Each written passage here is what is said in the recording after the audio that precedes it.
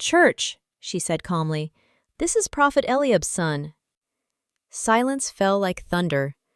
Prophet Eliab Daramola was known across the city of Ife Olua as a man of fire. His prayers were loud, his prophecies precise, and his church, Mount Covenant Fire Ministry, overflowed every Sunday. People said heaven listened when Prophet Eliab spoke, but behind the altar, his life was tangled.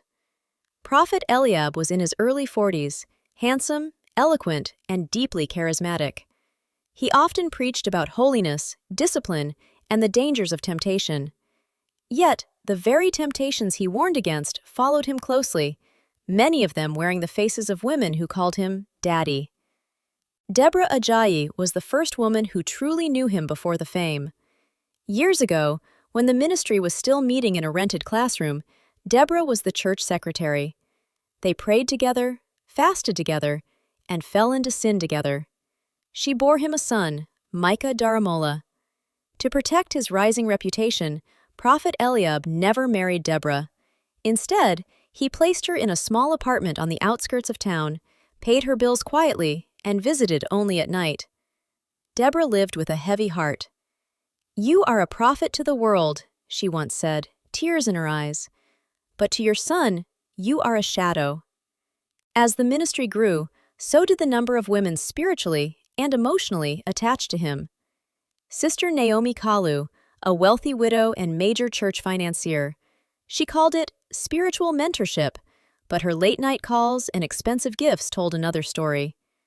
Sister Halima Musa, a young choir leader who believed the prophet was preparing her for a great destiny, she mistook private prayers for divine affection. Pastor Ruth Daramola, his official wife. Pastor Ruth stood beside him on the altar, elegant and prayerful. She believed in the ministry with all her heart, but she felt the distance in her marriage. Prophet Eliab fasted often, but not for his home. He cast out demons publicly, but avoided truth privately. Ruth knew something was wrong. "Eliab," she asked one night, "is there anything you are hiding from me?" He replied with a smile, "The devil is a liar." Everything began to unravel when Deborah fell sick. Facing the possibility of death, she called the prophet. "If I die," she said weakly, "who will tell Micah who his father is?" That same week, a church member leaked photos of Prophet Eliab entering Deborah's apartment.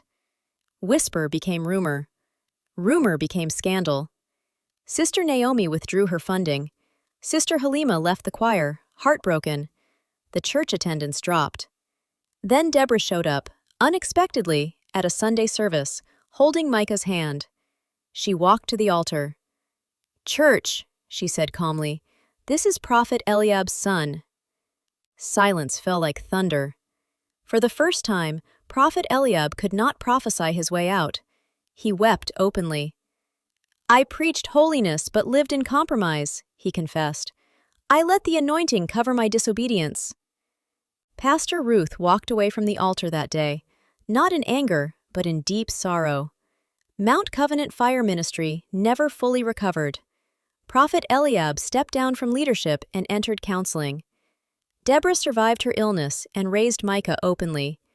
Ruth chose separation, focusing on her own healing. The prophet learned a painful truth. Anointing does not cancel accountability. And though God still loved him, Eliab finally understood that private sin can silence a public calling.